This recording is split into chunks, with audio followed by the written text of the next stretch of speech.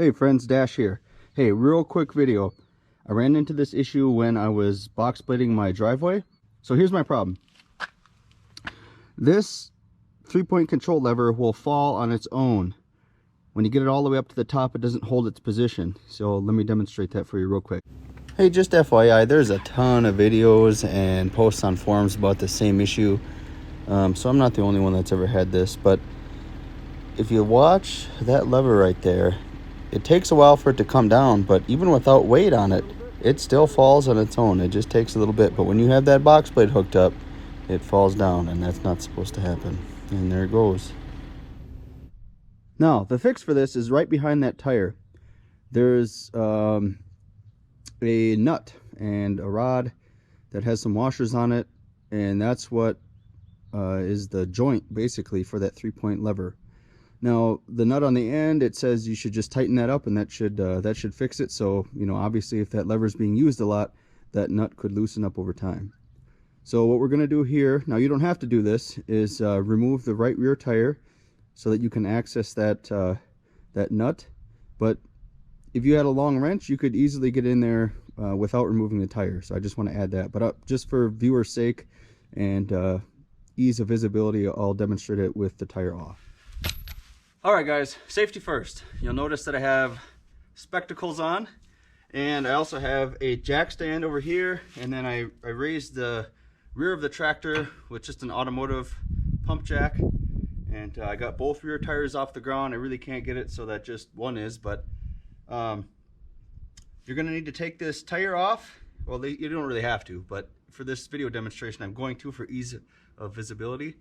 You're going to need a 3/4 socket for these. I have an impact gun, so that's what I'm going to use. But if you just had a regular ratchet with an extension and a 3/4 socket, that will work just fine too. Or you could use a breaker bar or whatever floats your boat.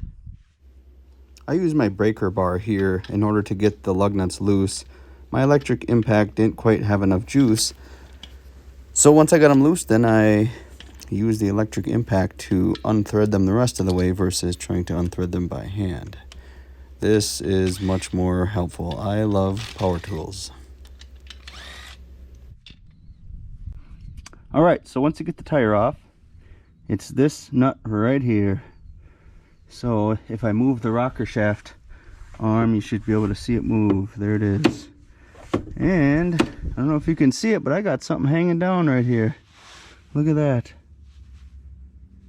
Well, that's probably the culprit of my problem. I got to figure out what that is. Okay, so this nut needs a 15mm socket or wrench, whatever you'd like to use. I'm going to use I love these gear wrenches, by the way. These things are awesome. So what I'm going to try to do for now, until I can find the piece that broke, I'll have to go to the dealer and get one of those, I suppose. But for now, what I'm going to try to do is tighten it up and see what happens. So I'm going to do about a half a turn to 1 turn and see where I end up. Yeah, that seems to help it.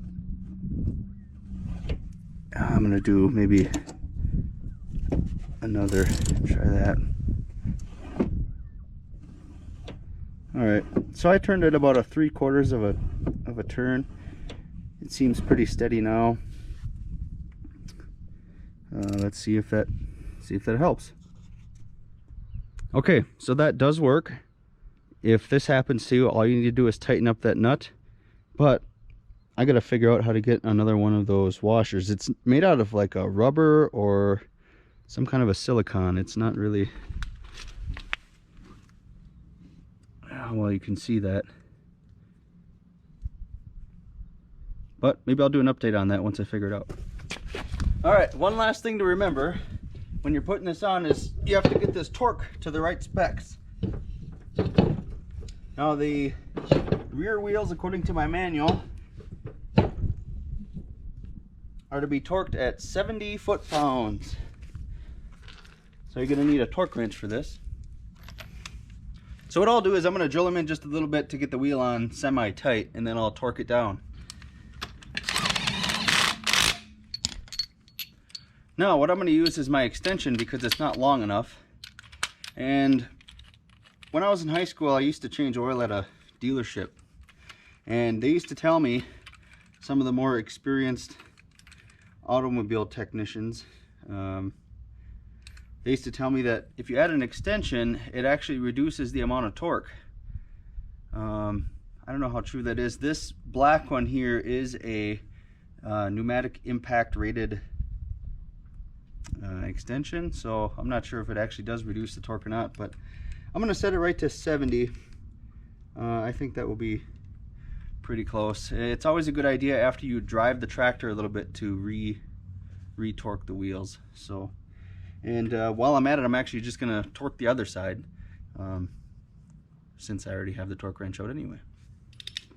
And the way this works, if you never used one, you pull until it clicks. There it is. And you go in a star pattern. Always go across from each other. It's important that you torque these so that you don't over tighten the lug nut. If you do that, you'll either break the lug nut or you'll strip out the threads, for example. And if you don't have it tight enough, the tire will just fall off. It will come loose and it'll start to rattle. You'll likely notice it before it falls off, but believe me, I know people that have had their tires fall off before. So it's important not to forget this step. Well, there it is, friends. Hope you like it. Thanks for watching, and we'll see you next time.